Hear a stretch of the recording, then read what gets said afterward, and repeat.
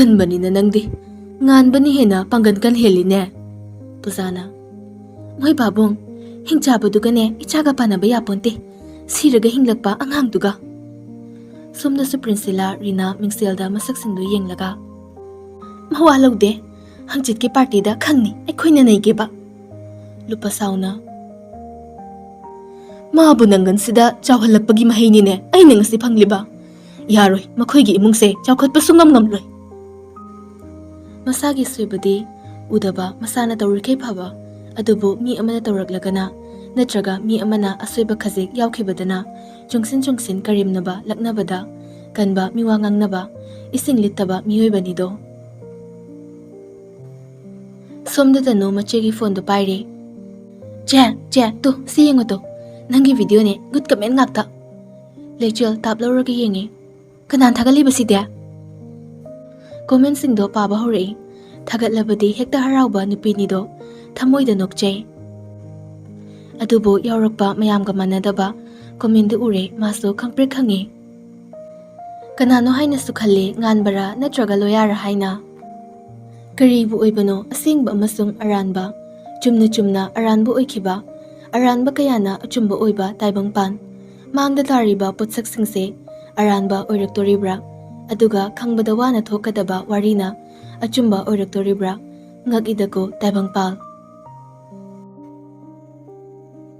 Thabal paraba ahingda nang nihek laktuna aiba manglaknahanba nangbu kanano aigi nugsibase arimba tagadawribra mabu aiki oiba fangloidoribra khanjabana ama laibakta tamlambana amani aina fana pamba karigumba amabu tawba ngamni lepluraga laibaktana karigumba ama tamlamlabadi mangjaribaSingdo arimbada takiba kayani. Lechel comment piraklibe account do yengi kanagino khanna adubu khangba ngamde tanuna lechelgi masanumduna. Che kaidorage mathang chingkhalo pase. Lechel kan khanglak-laktuna pari. Kaujeng harogi makhol onkre yenbasing na khonglakpagi khonjel oina. Tande mande haugatnaraga nongmugi sintha pangnaba.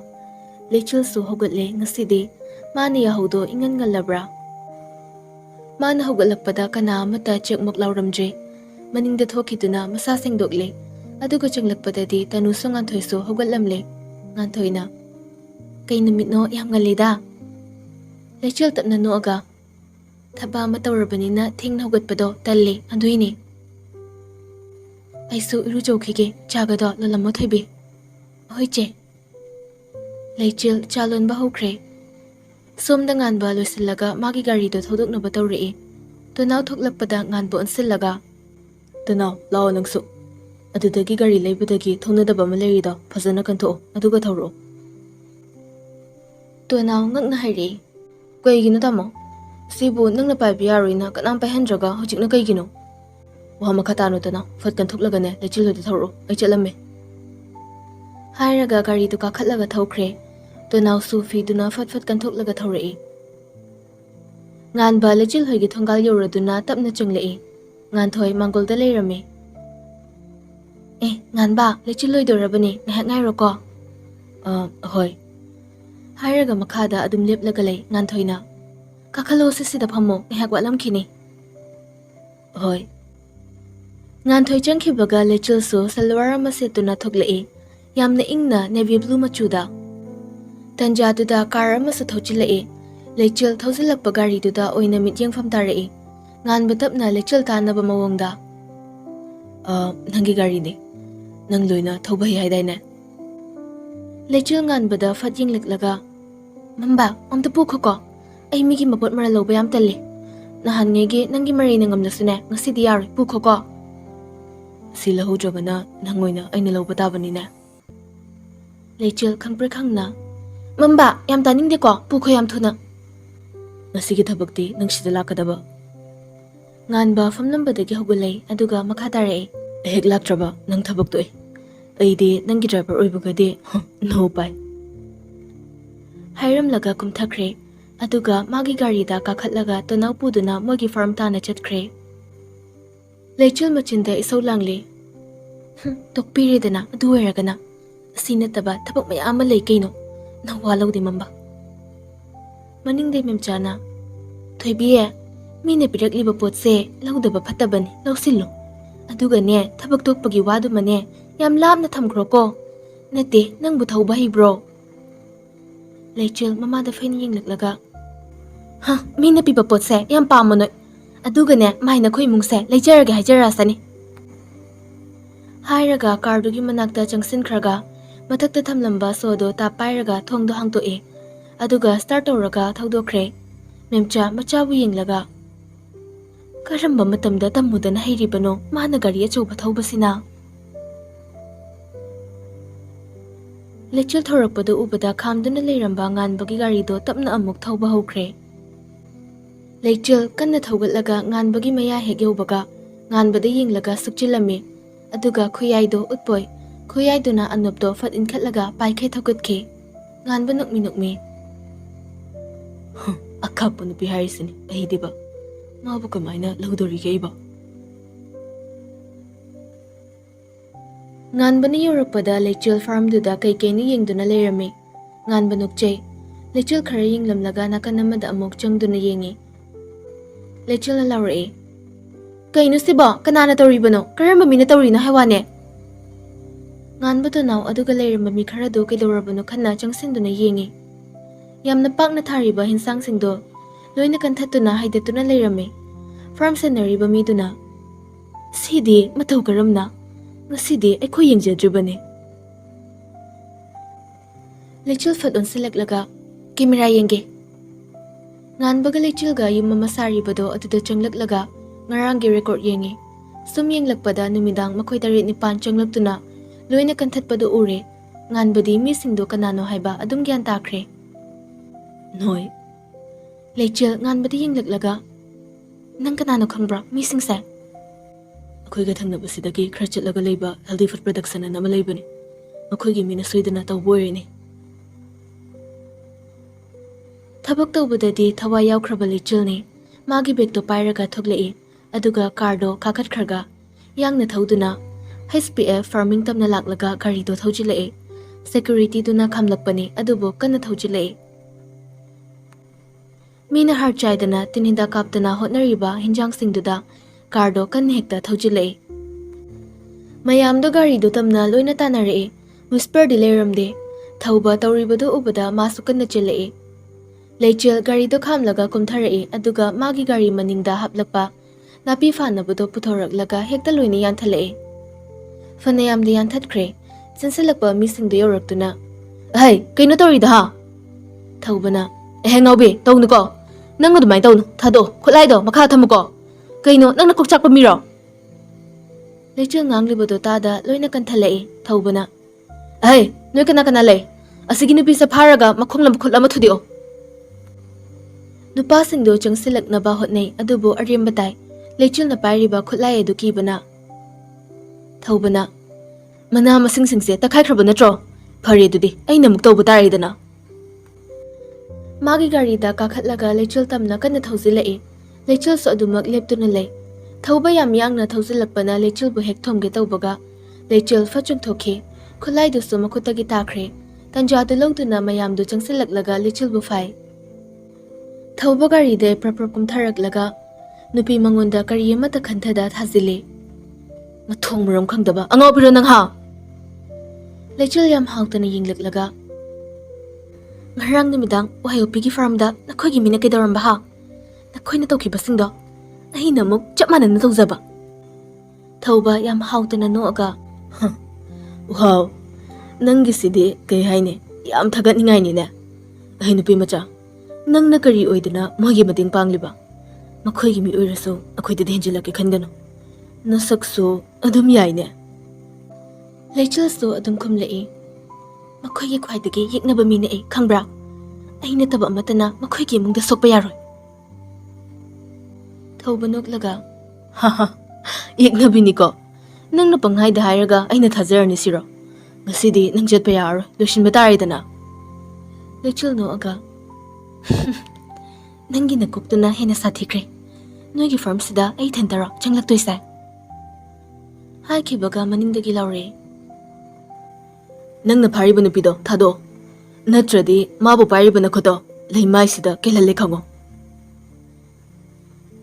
Thaubana maninglomda anthorapodade nganbaga magi miga paituna leramle. Maningda JCB su khamli. Makhatare nganba. Nangna thadoktragana aina nakhoi farmse losilamba taridana. Muka thauba te thare upai leroi khanglakpana tapna lechilbu thadoe. Lechil magi gari da kakhat kharga maning halaga thore. Nganba gari ki thongdo fat hangduna kakhat ke. Lechil nganbadi yinglaklaga. Sagi gari da lakchaba hitra. Nganba chenkhat ki bamihul hanthadre. Adubu tablak nuklaga. Kaigino nangna thona pabisari-duna. Lechil kardo thaudorakle. Miu sitradi khar khangange taubani. Yam singnarunuko. Moi achamba midi nateko. Aide achamba mira ha. Nganba munna yinglae. Lechil tapna makha samthare. Mi kayana thallaba mafamsida akiba mata leitana nupi na changlise. Ai achamba ne haidoira. Nganba tapna. Macha mathangdi taunuko. Lechil makata rakhidre. Somdana khabaga nongbalga plan amasili nongbana. Tanja yengaga makhoigi jewelry sobduda leiriba sanalupa loinu hurangadabani. Makhoigi camera kinfam ai mayek singna khangi. Khabana adubu numidang sumi lebana pharak amadi taridra. Ibungo nayamba lekidorage. Aina matang chabda dorakpada nang adum yeng. Langlen loya hoigi yumda yamna saubagi sakfamda lae aduga kawri. Babong! Babong Kendra lebibro! Miliyoy na thoglay. Nang nachangi biyumse onadra. Nang di asungga yamna chana sadayna. Langlen saurab. Babong lay kibra. Ay magawari masana ningi. Loyawi rasu yay. Mili ko thaduna dumlay. Kay wari no. Anduga kay maramge. Langlen satka khalay. Anduga hanglise pau computer di nang na hydrosune ay nathini. Hairaga mili bukhara inthoklamlaga manungda gamgam changlai. Aduga kawre. Bebar machit amata paktaba makai. Kendra, loya, thoklo, wari amasana se. Hairaga thariba sofa duda fatfam thakhe. Kendra leramba male thoklaklaga. Kana noi bema. Langlen faton thorai. Langlen ubada mari kharade yetnarani khanglai. Puja su thoklai. Adubu loya di yarakte. Langlen hogalaga. Babung haina tawrisa kaino. Handak aikoigi dress su setuna thoni hain hairakpadagi yamna wana. Ariba sel miyam ama thadaraga dress su semluri. Miss Royal gini khandana. Aduga irai laina noina aikoida lakpa kamisan bamunba. Kendrana. Bema. Sidi munba chingdene. Nakhoigi dudagi aikoigi duna khara phawba henle. Aduna masana aphawba mafamda changningba tabanine. Phawda haibu kaino. Noina selnam silaga noina munbane haiba chapchana khanglaga labani. Yam thunane akoida pithoro. Hojikma call tawraga haikho. Bema hoina ngamjadraga aikoidi hekta iral siradana. Nangna aikoigi yumsida fadhikta phawjilaklaga aphaw saba yaba nate khanglaba. Chatlo yamna yengningdre ko. Nuba nangna chatlo hairaga ain hekta chatkadra. Yam thuna haikho haibani ko. Fan hekta chungsalai. Kendra Langlenbo laktana inke. Masigi nupi se mangaksam se pairaga mapandam te inko. Ayam yengningdre ko. Puzayam sauna chungsilaklaga Langlen ki mangaksamdo tapairaga induna puthorai. Aduga manggol duday laktana inke. Langlen fatnon khalai. Masamdo manadi yapsilaga. Ay nakidorake habado. Noy namithit na yengo. Ay nadorak puthabakta na thwaido mangba yabagi changda ay nadorakani. Mili mana pairiba khabarduna tasilaga Langlen na thomlai. Langlen na. Iya. Nangso haisini. One day, yengudana. Hairaga fatsemlaga thek tuna thokre. Kendrana. Mathong maram khangdaba imungi miga pullabanina jukhot sadrene. Pusa so haire. Tawni masak asigane sekpi du maline. Pung mari muktarakpa matamni nganbabu farmda thamlamlaga leichil chatlage hairamlaga thoklagle. Garido mayumlomda asam thorakpada Mana nahan ukiba, fina mamay kumsin binupido hek urure, wakhalna sagatlaga uribra, natraga tasing namak asengbara, lechil makokto pubangamda, kanna ngawri, garido nakanda thauchilaga khamlaga makokto paisilaga khangi. Khangba ngamlakthraba mali phone do lamnaba hotnai. Adubu lamba ngamdre. Phone do ani ahum mamita urakli. Asumna wakhal mangkrema. Tanu chakto thiraga machi halakpagi matam yobududa chara wanaba ngaiduna lay. Adubu pungdi thengjilakle halakpadi leite. Thenglakadaba manbana chathokle tanu. Matamdudi asum thengjilakle. Tanu imungduda mathanta mathasana leire. Pung taruk tarakpa adwaida nganthoigi khonjel mapandaki tarae. Tanuna, "Che, mama ka papung kal ahudriba." Nganthoi toolbox te achaput khara lokthokna. Lahurabani lambida. Tanu tapna, "Cheton kaino halaktriba haise?" Checho, cheton laktriye." Khara thengbo oiramgani mai lakcharani." Hairaga imungda changlakle. Mama mapasu lakladuna chak thongkatpa fawba hokre. Tanu lachul kol tawsili atubu paikhatlakte. Tanuna, "Checho, cheton se phone paikhatlaktiye. My phone do silent thambane." Nganthoi khasik pakhatpa hore. Pungsidi sum thengchile. Don, nganbada kolamta tawne. Magi number do yawkhibane. Tanu nganbada call tawre. Nganbana, "Hello, kana?" Tanu mache nganthoida phone dupi nganthoina. Nganba, lechil noida leiriba." Che, madi kuiri, ngasai pung Maria dwaida chatkradaine." Nganthoi swai laukre. "Kaino nangna haisiba, asengbara? Madi hujik phawba yumda laktrine. Aduga kaida chatkrazatna?" "Che, asengbai laktriba?" Laktriye." "Che, polista hayobana phadura." "Adusi yaruini. Kaigumba chenbo iramadi kamai tawne?" Wahaidudani hena pakhathanbaso. Nganba yam thuna phone kaklaga mayum tana amuk lae. Aduga puja hoigi sumangda leplaga, "Loya, loya!" Thoklakte adugi mahut puja oina thoklae. Nganba pepara mata yawda, "Loya di." Pujana, "Kaidogi hairibano leitene madi laktri." Nganba swai lawe. Wahaiduna machana laukhibagi khonjal tabada rina thoklae. Adubu pujagi sumangda leptuna leirambada rina hanglae. "Kaidore thoiba?"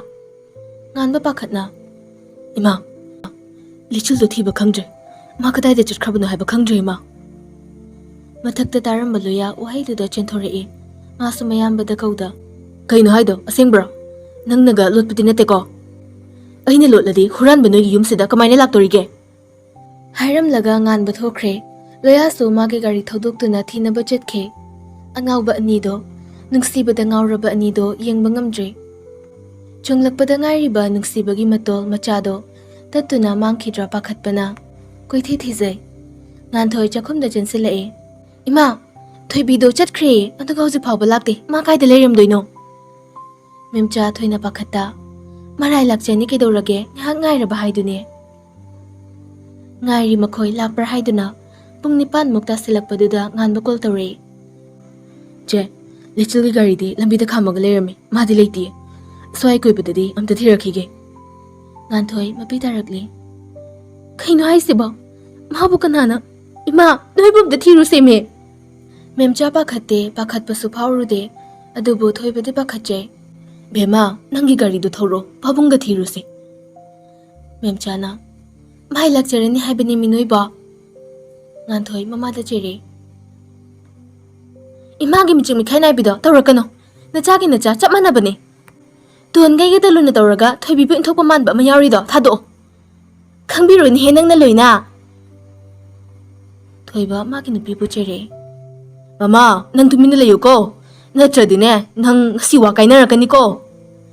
Memsa khasik pomlaga manungda changkhe. Nganbasu thiba yaba thiri. Kappu pena kapchau noide. Mabu nungsibada karigi asuk nungsirubano. Ngahaki langmai thanbigum thalamlaga mangkhiba. Magi uhulla karigisu asuk chena piri. Nganba gariduda mapido tamna sentharagle. Machindasu sole. "Nangbuda singna manglibra? Natragana nasayin? Amuka. Nangbuda singna manglibra? Natragana nasana yana atopamida chelibra? Chenboirabadi ay nangbu karam." Hairaga garigi steering duda makokto bobob thamjili. Karigumba mana fatabi oiramnabadi noipen gadra. Ngasi kauba numit mana onhankre mi kayagi punsibo. Onkraba saklonsingduda kana-kanagibu yaukibano. Karam dorokba makhoygi nungsi waridi. Thangjinkiba khongthangdi haubata ngairi. Chetkadaba lambidi kaya ama watli. Karamna chetkadawri. Mani mana chunglakpada mutkibani candle singdo. Madi imungani sibu tumhallagi haina lakpa mayapubini. Mana nungsibadi mama kaktani. Kanana ngamgani mamadagi hena nungsihanba. Lechelgi mafamda magi thamoida pangthokliba nungsi auction da mamadagi kanana amuk henduna maipakpa ngamgadoriba.